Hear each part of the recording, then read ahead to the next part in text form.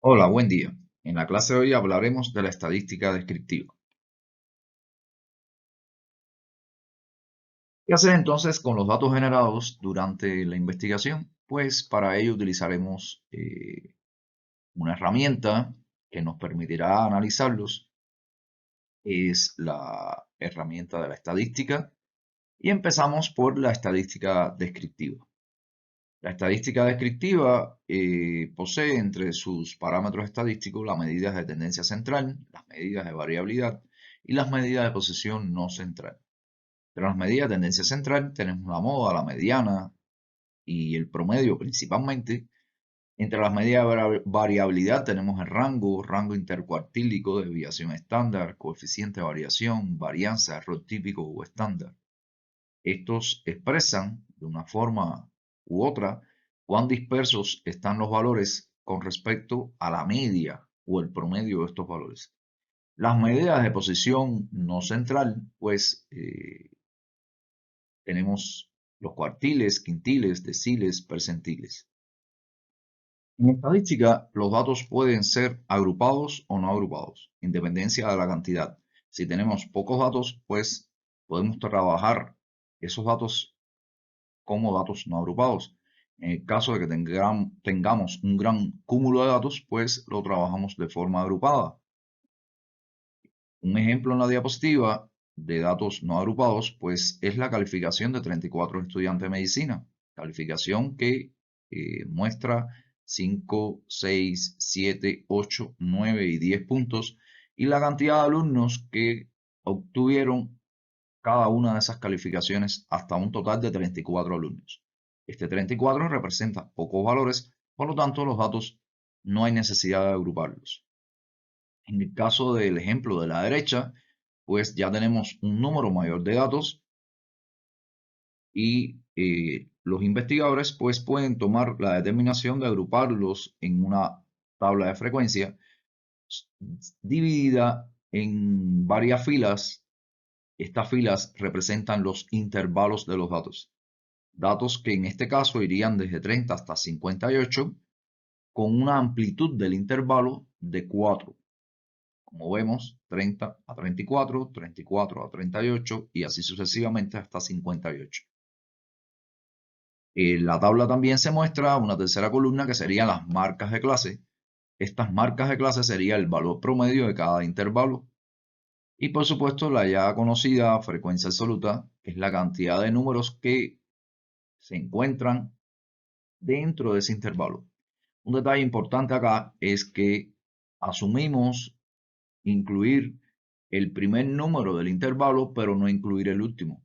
Ejemplo, si estamos en el primer intervalo que va de 30 a 34, pues vamos a contar la cantidad de números que se encuentran entre 30 y 34, pero sin contar el 34. ¿Por qué razón? Bueno, porque el 34 ya se cuenta en el segundo intervalo y no se contaría el 38 y así sucesivamente. En el último intervalo, pues sí se contaría el 58.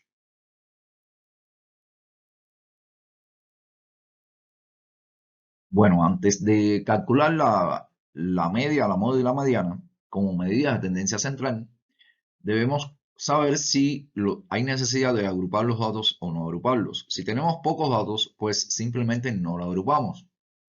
Hallamos la media de una forma muy sencilla, sumamos todos los valores y lo dividimos entre la cantidad. Hallamos la mediana mediante la organización de los valores de menor a mayor. Si el número de datos es impar, simplemente tomamos el que está en el centro y si el número de datos es par, pues agarramos los dos datos centrales y lo promediamos.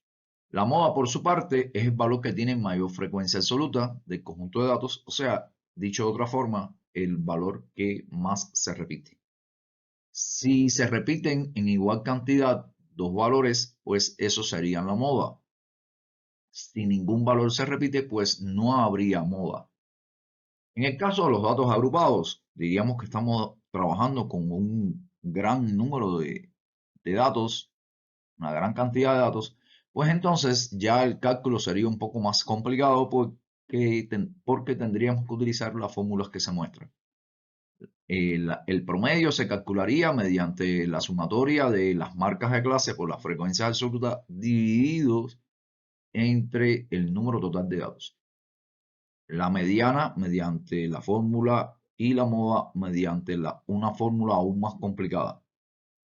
En este caso, en esta fórmula, se muestra un ejemplo en la siguiente diapositiva. ¿Cómo calcularíamos la medida de tendencia central en una tabla de datos no agrupados? Pues simplemente, como ya lo conocemos, sumamos todos los números, lo dividimos entre la cantidad y dividimos y obtenemos entonces el valor de la media o promedio. El valor de la moda, pues sería el dato que más se repite y a su vez el valor de la mediana. No es tan fácil, por otra parte, cuando los datos están agrupados, pues tendríamos que utilizar esas fórmulas. Si se fijan en la columna, exactamente en la sexta columna, la primera hacia la derecha, pues se muestra la multiplicación de las marcas de clase por las frecuencias absolutas. Estas se suman, número que da 2760, y este número, según la fórmula para calcular el promedio, pues se divide entre 60, y eso da un valor de 46. Por otra parte, la mediana podemos calcularla según esa fórmula que se muestra, donde n sería el número total de datos 60, f en i-1 sería la frecuencia acumulada del intervalo seleccionado. ¿Cómo seleccionamos este intervalo? Bueno, sencillo. Primeramente, dividimos 60 entre 2, el número total de datos entre 2 nos da 30, y entonces seleccionamos la frecuencia acumulada que sea el número superior a este 30, le corresponde 45. Y a 45 sería la frecuencia acumulada del intervalo seleccionado. Partiendo de ahí, pues vemos cuál es el límite inferior del intervalo, LI, en este caso sería 46. El valor de la frecuencia acumulada I-1 sería la frecuencia acumulada anterior, o sea, el número que está antes del 45, en este caso el 26. La frecuencia absoluta del intervalo, que sería 19, y la amplitud del intervalo. Como va de 46 a 50, pues la amplitud es 4. Sustituyendo los valores, pues tenemos 46.8. Algo similar hacemos en la moda con una fórmula diferente y obtenemos entonces 47.7. Si no fijamos, los valores 46, 46.8, 47.7 son valores muy cercanos numéricamente.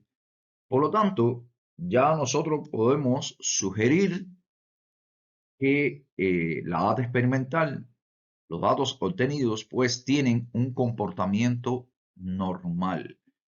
Simplemente nos da una idea de que pudiera tener un comportamiento normal porque el decir, como yo dije anteriormente, el decir tiene, pues tendríamos que probarlo por un test estadístico tal como Shapiro-Wilks, chi cuadrado, que pruebe la normalidad de los datos. En cuanto a las medidas de dispersión, en la diapositiva se muestra la desviación estándar y el error típico. Las fórmulas que se utilizan para calcular desviación estándar de datos no agrupados y de datos agrupados en la muestra y desviación estándar de datos no agrupados en la población se diferencian en que en el denominador, en el caso de la fórmula correspondiente a la muestra, pues presenta una n minúscula que representa el tamaño de la muestra, y en el denominador pues aparece la media de la muestra. Por otra parte, en la fórmula de la población, pues aparece una n mayúscula en el denominador que representa la cantidad de datos de la población, y en el numerador pues aparece una letra griega que es mu, que representa la media de la población.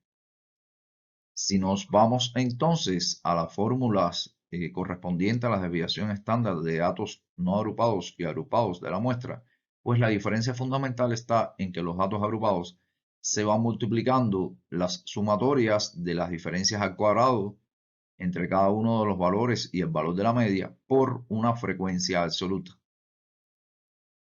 Por otra parte, pues tenemos el error estándar para la media. El error estándar para la media sí se calcula de una forma muy sencilla, que es dividiendo la desviación estándar entre la raíz de n. Estas fórmulas simplemente tienen un valor didáctico, o sea, un valor para que el estudiante las conozca, pero realmente no se utilizan en la práctica, ya que para eso los softwares pues calculan estos datos y simplemente lo que hacemos es introducir los datos y ellos nos devuelven el resultado de la desviación estándar y el error típico. Otra medida de dispersión sería el coeficiente de variación o coeficiente de variación de Pearson. Es una medida estadística que sirve para determinar la dispersión de un conjunto de datos respecto a su media. Se calcula mediante la expresión que se muestra, dividiendo la desviación estándar entre la media y multiplicándolo por 100 para expresarlo en por ciento. Y es especialmente útil el coeficiente de variación cuando comparo dos grupos de datos cuya variable a medir es bien diferente en ambos. Diríamos, estamos pesando neonatos cuyo peso es bastante pequeño con personas adultas cuyo peso es bastante grande y muy diferente entre sí estos grupos. En este caso, la desviación estándar no es adecuada a utilizarla y para ello entonces utilizamos el coeficiente de variación. Por otra parte, los intervalos de confianza son valores simétricos respecto a la media que posiblemente infiere el valor del parámetro desconocido de la población. ¿Cómo se entiende esto? ¿Qué utilidad tienen los intervalos de confianza? Imaginemos que estamos midiendo una variable en una población de 1 millón de habitantes y por supuesto que vamos a tomar una muestra de esta población para medir la variable y después de hacer las mediciones adecuadas y obtener la media de esta variable en esa muestra, pues nosotros queremos inferir el valor de la media de la población. Para ello entonces utilizamos los intervalos de confianza. ¿Qué hacemos? A esta media de la muestra le vamos a sumar y restar un valor que si n sería menor de 30, sería un valor de t-student multiplicado por el error típico. Y en el caso de que n sea mayor que 30, n representa el número total de datos, pues que n sea mayor de 30, pues vamos a multiplicar el valor de z alfa sobre 2 por el error típico. ¿Qué valor tiene z alfa sobre 2? Bueno, cuando trabajamos para un 95%, un alfa de 0.05, entonces esta z alfa sobre 2 sería 1.96.